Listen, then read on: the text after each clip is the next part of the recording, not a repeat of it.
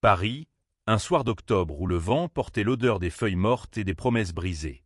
Julien se tenait immobile devant la fontaine des Tuileries, une lettre froissée dans la main, les mots de son frère gravés dans son esprit comme une blessure ouverte. « Tu sais pourquoi tu ne peux pas venir, Julien. Ce n'est pas contre toi, mais c'est mieux ainsi. » Il avait tout payé.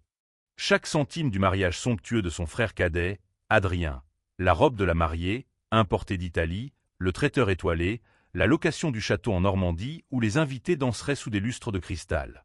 Julien, l'aîné, l'homme discret qui avait toujours veillé sur sa famille, avait vidé ses économies sans un mot de reproche. Et pourtant, cette lettre, arrivée par courrier comme une gifle, lui interdisait de franchir les portes de la fête qu'il avait rendue possible. Parce qu'il était homosexuel. Parce qu'il aimait Éloi. Julien releva les yeux, croisant le regard d'Éloi, son compagnon depuis 3 ans, qui se tenait à ses côtés, silencieux mais bouillonnant de rage contenue. Éloi, avec ses boucles noires et son regard d'orage, n'avait jamais su cacher ses émotions. « Il ne mérite pas tes larmes, Julien, » murmura-t-il, sa voix tremblante d'indignation. Mais Julien ne pleurait pas. Pas encore. Une tempête grondait en lui, un mélange de douleur, de colère et d'un amour fraternel qu'il ne pouvait éteindre, malgré tout. Ils s'étaient rencontrés, Julien et Éloi, dans une librairie poussiéreuse du quartier latin, un soir où la pluie tambourinait sur les vitres. Julien, alors âgé de 29 ans, feuilletait un recueil de poèmes de Rimbaud, tandis qu'Éloi, étudiant en architecture, cherchait un manuel sur les cathédrales gothiques. Leurs mains s'étaient frôlées sur une étagère, et ce simple contact avait suffi à allumer une étincelle. Depuis, ils avaient construit une vie ensemble, faite de rires partagés dans leur petit appartement de Montmartre, de nuit à refaire le monde autour d'un verre de vin, et de silences complices où aucun mot n'était nécessaire. Mais la famille de Julien n'avait jamais accepté Éloi.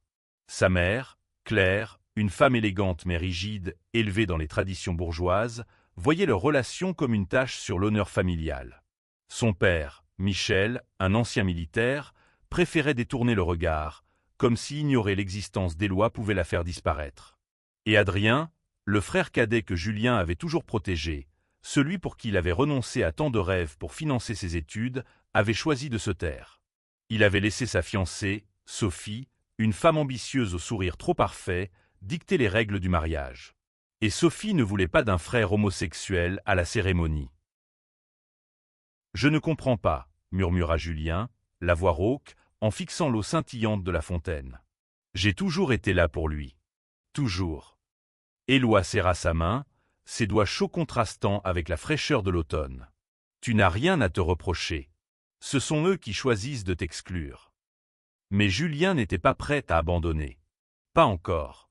Il avait grandi dans l'ombre des attentes familiales, toujours le fils modèle, celui qui réparait les erreurs des autres. Il se souvenait des nuits où il aidait Adrien à réviser pour ses examens, des fois où il mentait à leurs parents pour couvrir les bêtises de son frère. Il avait cru que cet amour, ce lien indéfectible, survivrait à tout. Mais la lettre dans sa main prouvait le contraire. Le lendemain, Julien décida de rendre visite à Adrien. Il voulait des réponses, pas des excuses. Il traversa Paris sous une pluie battante, le cœur lourd mais déterminé. L'appartement d'Adrien et Sophie se trouvait dans le 7e arrondissement, un immeuble haussmannien aux fenêtres impeccables. Lorsqu'Adrien ouvrit la porte, son visage blêmit. « Julien, je ne t'attendais pas. »« Tu ne m'attends jamais, » répondit Julien, la voix calme mais tranchante. « Mais je suis là. Explique-moi. » Adrien baissa les yeux, mal à l'aise.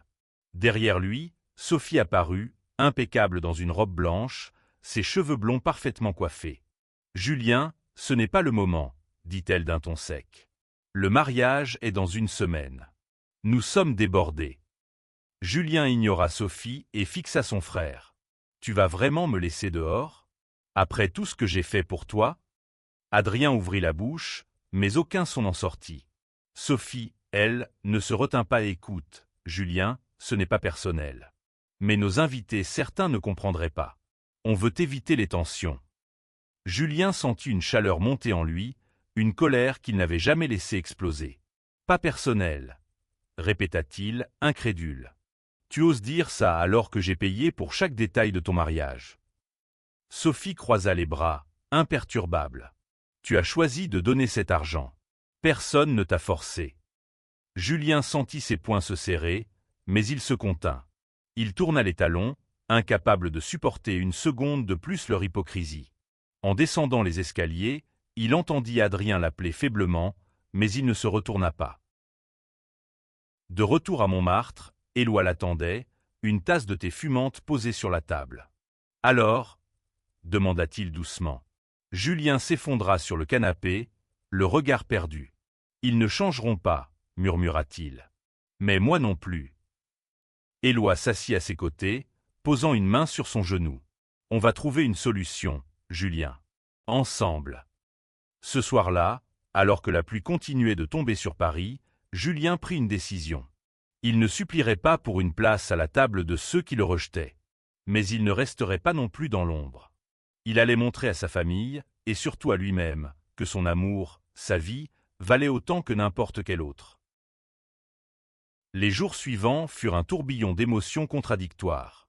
Julien oscillait entre la rage et une tristesse profonde, presque paralysante. Chaque matin, il se réveillait avec l'espoir que tout cela n'était qu'un cauchemar, mais la lettre, toujours posée sur la table de la cuisine, lui rappelait la réalité. Éloi, fidèle à sa nature, refusait de le laisser sombrer. Il traînait Julien dans des balades le long de la Seine, l'emmenait dans des cafés animés du Marais, et lui rappelait, par ses gestes tendres et ses mots sincères, qu'il n'était pas seul.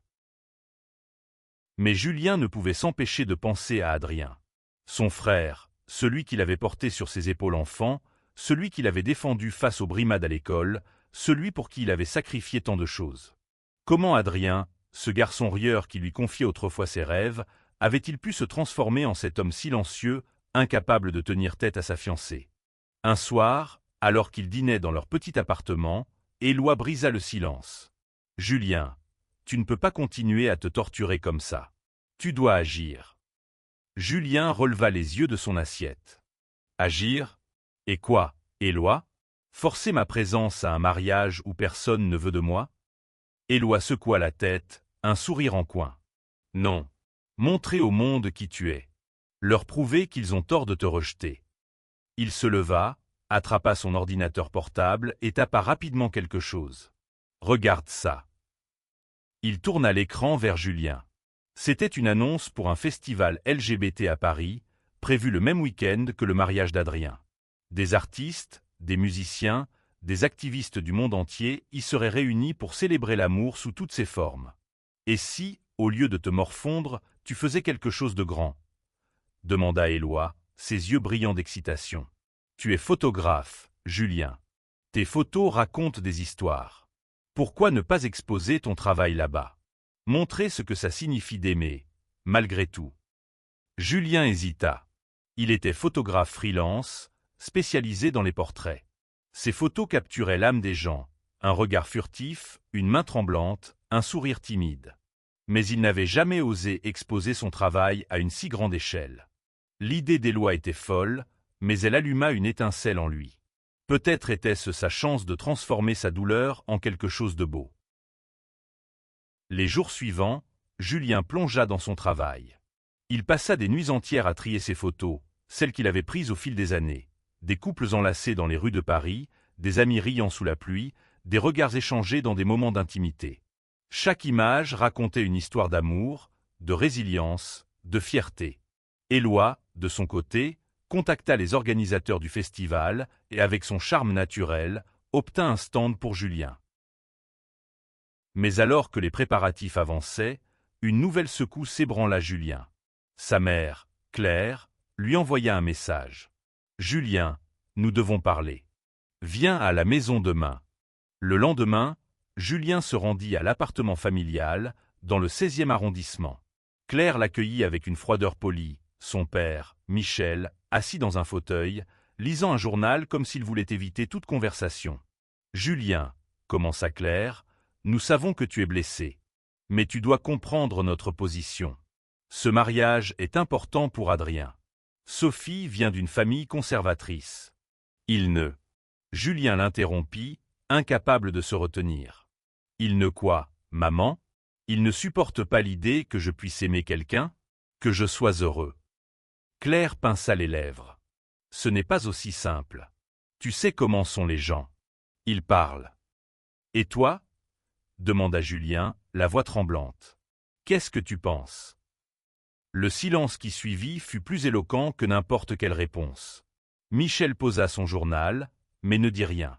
Julien sentit son cœur se serrer. Il quitta l'appartement sans un mot, déterminé à ne plus chercher leur approbation.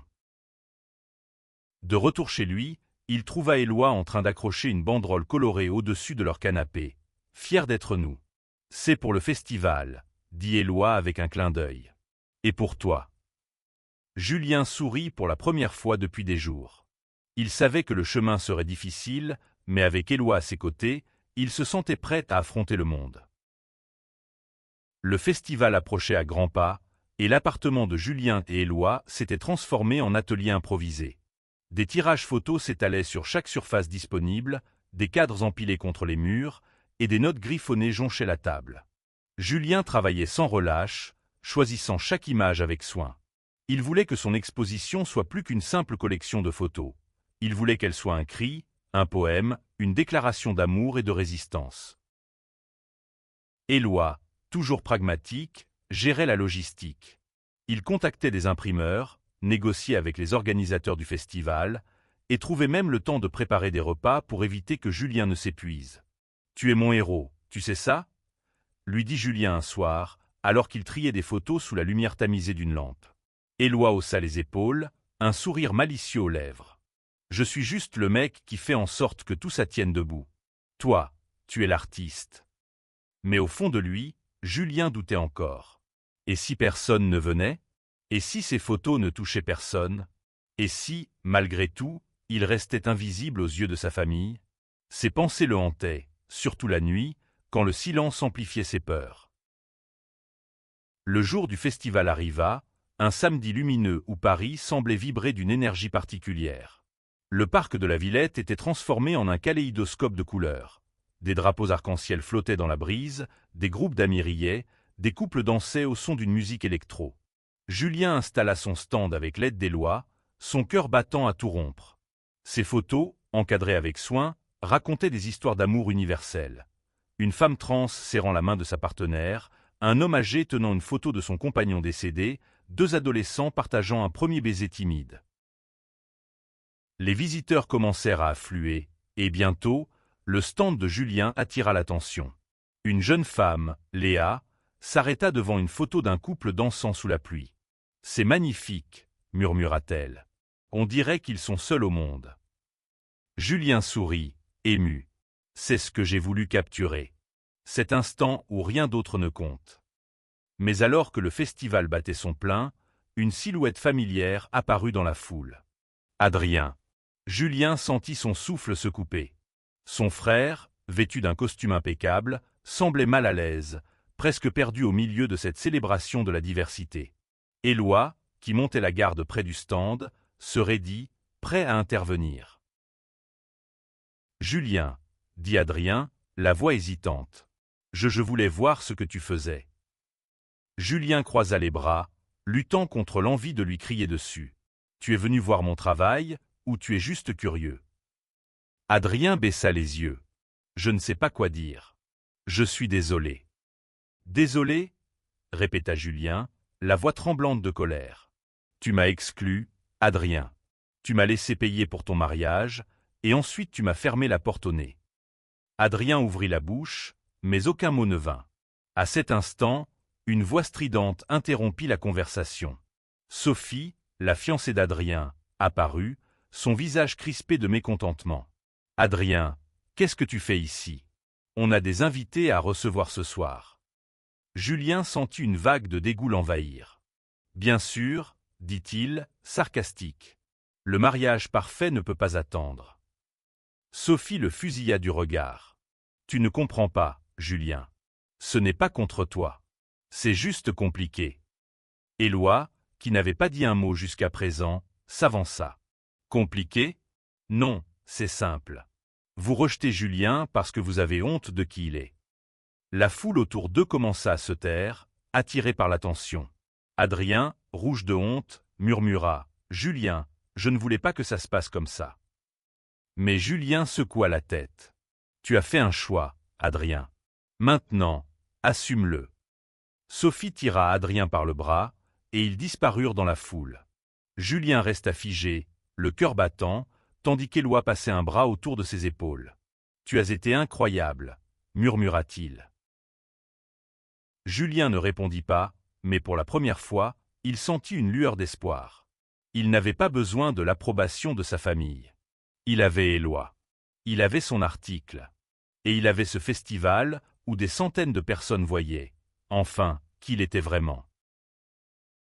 Le festival se prolongea tard dans la nuit, et l'exposition de Julien devint l'un des moments forts de l'événement. Les visiteurs affluaient, certains s'arrêtant pour discuter avec lui, d'autres prenant des photos de ses œuvres avec leur téléphone. Une journaliste d'un magazine local, Camille, s'approcha pour l'interviewer. « Vos photos, dit-elle, elles parlent d'amour, mais aussi de lutte. D'où vient cette inspiration ?» Julien hésita, puis répondit avec une honnêteté brutale. « De la douleur. De l'idée qu'on peut vous aimer toute votre vie et vous rejeter en un instant à cause de qui vous êtes. » Camille hocha la tête, griffonnant des notes. « C'est puissant. Votre histoire va toucher beaucoup de monde. » En rentrant chez eux, Julien et Éloi étaient épuisés mais galvanisés. L'article de Camille, publié en ligne le lendemain, fit sensation. Les réseaux sociaux s'enflammèrent, et bientôt, des messages de soutien affluèrent de toute la France, et même d'ailleurs. Des gens partageaient leurs propres histoires de rejet, de lutte, mais aussi de triomphe. Julien lut chaque message, les larmes aux yeux. Il n'était pas seul. Mais alors que l'euphorie du festival retombait, le mariage d'Adrien approchait. Julien reçut un appel de son père, Michel, une rareté en soi. « Julien, dit-il d'une voix rauque, ta mère et moi on a vu l'article. On a vu tes photos. » Julien retint son souffle. Et un long silence. Puis, on ne savait pas que c'était si important pour toi. Julien sentit une colère sourde monter. Important ? Papa, c'est ma vie. Ce n'est pas un hobby, pas une phase. C'est qui je suis.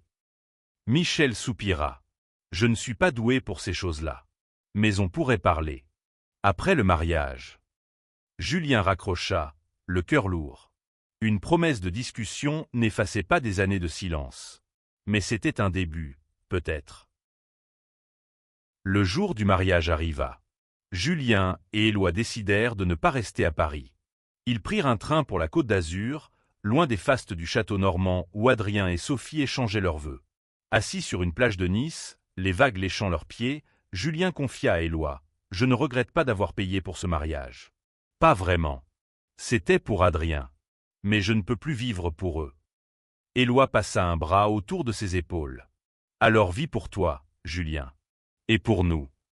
Ils restèrent là, enlacés, jusqu'à ce que le soleil se couche, peignant la mer de reflets dorés. À cet instant, Julien comprit qu'il n'avait pas besoin d'une invitation pour être entier. Il avait déjà tout ce qui comptait. De retour à Paris, Julien se plongea dans son travail avec une énergie nouvelle. L'article de Camille avait attiré l'attention d'une galerie d'art dans le Marais, qui lui proposa une exposition solo. C'était une opportunité qu'il n'aurait jamais imaginée un an plus tôt, quand il se contentait de petits contrats pour survivre. Éloi, toujours son plus grand soutien, l'aida à préparer l'exposition, choisissant des photos qui racontaient non seulement son histoire, mais aussi celle de tant d'autres. Mais alors que les préparatifs avançaient, une lettre inattendue arriva. Elle portait l'écriture d'Adrien. Julien hésita avant de l'ouvrir, craignant une nouvelle blessure. À l'intérieur, il trouva une photo de lui et Adrien, enfants, riant sur une balançoire dans le jardin de leurs grands-parents. En dessous, un mot : « Je suis désolé. J'aimerais qu'on parle. » Vraiment. Julien montra la lettre à Éloi, qui haussa un sourcil. « Tu crois qu'il est sincère ?» Julien haussa les épaules. « Je ne sais pas. Mais je lui dois au moins une chance. » Ils se retrouvèrent dans un café près de Notre-Dame, un lieu neutre où ni l'un ni l'autre ne se sentirait piégé. Adrien arriva seul, sans Sophie, ce qui surprit Julien. Il semblait nerveux, triturant sa tasse de café. « Julien, commença-t-il, je sais que je t'ai fait du mal. Je n'ai pas su tenir tête à Sophie, ni à nos parents. Julien l'écouta, le cœur partagé entre l'espoir et la méfiance. « Pourquoi maintenant, Adrien? Pourquoi après tout ça ?» Adrien baissa les yeux. « Parce que j'ai vu tes photos. J'ai lu l'article. Et j'ai réalisé que je t'avais perdu. Pas juste au mariage, mais depuis des années. » Les mots d'Adrien touchèrent une corde sensible. Julien voulait lui pardonner, mais la douleur était encore vive. « Tu m'as laissé tomber, » murmura-t-il. « Tu m'as laissé payer pour ton mariage, et ensuite tu m'as exclu. » Adrien hocha la tête, les larmes aux yeux. « Je sais, et je ne m'attends pas à ce que tu me pardonnes tout de suite. Mais je veux essayer. » Ils parlèrent pendant des heures, revisitant leurs souvenirs d'enfance, leurs rêves, leurs erreurs. Ce n'était pas une réconciliation complète, mais c'était un pas. Un fragile, précieux pas. L'exposition de Julien fut un succès retentissant. La galerie du Marais était pleine à craquer le soir du vernissage, avec des amateurs d'art, des activistes et même quelques visages familiers du festival. Éloi, vêtu d'un costume bleu nuit qui faisait ressortir ses yeux, rayonnait de fierté. « Tu vois » murmura-t-il à Julien. « Tu es une star. » Julien rit, mais son cœur battait fort. Parmi la foule, il aperçut ses parents. Claire et Michel, mal à l'aise dans cet environnement inhabituel, se tenaient près d'une photo de deux hommes s'enlaçant sous un pont parisien. Julien s'approcha, incertain. « Vous êtes venus, » dit-il simplement. Claire hocha la tête, ses lèvres tremblantes. « Tes photos, elles sont magnifiques, Julien. » Michel, toujours avare de mots, ajouta « On est fiers de toi. » Ces mots, si simples, firent vaciller Julien. Il ne savait pas s'il pouvait leur faire confiance, mais leur présence était un geste qu'il n'aurait jamais cru possible. Le reste de la soirée fut un tourbillon de félicitations et de conversations. Julien se sentait enfin vu, non pas comme le fils rejeté, mais comme un artiste, un homme, un être humain. Les mois passèrent, et la relation entre Julien et sa famille s'améliora lentement. Adrien faisait des efforts pour se rapprocher, venant parfois dîner chez Julien et Éloi. Sophie, en revanche, restait distante, mais Julien apprenait à ne plus chercher son approbation. Ses parents, bien que maladroits, commençaient à poser des questions sur sa vie, sur Éloi, sur son travail. Ce n'était pas parfait, mais c'était un progrès. Julien et Éloi, eux, continuaient de construire leur avenir. Ils parlaient de voyager, peut-être d'adopter un jour, de continuer à créer ensemble. Julien se sentait plus fort, plus ancré, comme si la douleur de l'exclusion l'avait poussé à se redécouvrir. Un soir, alors qu'ils regardaient un vieux film dans leur appartement, Éloi se tourna vers Julien. « Tu sais, dit-il, je crois qu'on devrait organiser notre propre fête. Pas un mariage, pas encore. Juste une célébration. De nous, de tout ce qu'on a surmonté. » Julien sourit, les larmes aux yeux. « Oui, une fête pour nous. » L'été suivant, Julien et Éloi organisèrent leur fête dans un jardin près de la Seine. Des guirlandes lumineuses scintillaient dans les arbres, une musique douce flottait dans l'air, et leurs amis, leurs alliés, et même quelques membres de la famille de Julien étaient là. Adrien vint, seul, et serra Julien dans ses bras. « Merci de m'avoir donné une chance, » murmura-t-il. Julien hocha la tête, ému. « On est frères. Ça ne changera jamais. » La fête dura jusqu'au petit matin. Julien et Éloi dansèrent sous les étoiles, entourés de ceux qui les aimaient pour qui ils étaient. À un moment, Julien s'arrêta pour regarder la foule. Ses amis riant, ses parents discutant timidement avec Éloi, Adrien prenant des photos avec son appareil. Il avait payé pour le mariage de son frère, mais il n'avait pas besoin d'une invitation pour trouver sa place dans le monde. Il l'avait créé, avec Éloi, avec son art, avec son courage. Et cette victoire, personne ne pourrait jamais la lui enlever. Ce récit, divisé en 8 parties, suit le voyage émotionnel de Julien, un homme confronté au rejet de sa famille en raison de son homosexualité, mais qui trouve la force de s'affirmer à travers son art et son amour pour Éloi. Chaque partie explore les tensions, les luttes et les moments de triomphe, menant à une conclusion pleine d'espoir et de sens.